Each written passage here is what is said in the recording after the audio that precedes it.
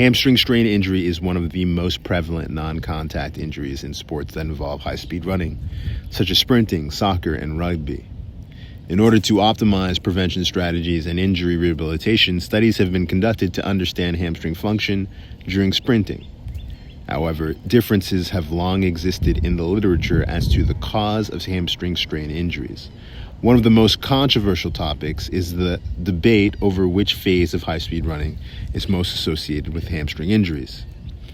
Studies of running biomechanics indicate that the hamstrings are active for the entire gait cycle, with peaks in activation during the early stance and the late swing phases. Researchers Mann and Sprague reported that the highest torques of hip extension and knee flexion occur secondary to a peak value of the ground reaction forces during the initial stance phase. Based on this information, they concluded that the early stance was highly associated with hamstring strains. In contrast, many subsequent researchers held the view that the late swing phase of sprinting is the most hazardous.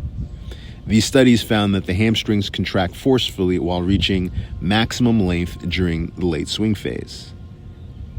They ignored Mann's argument of high torques as an indicator of hamstring injury risk and preferred the hypothesis that hamstring strains occur during eccentric contractions.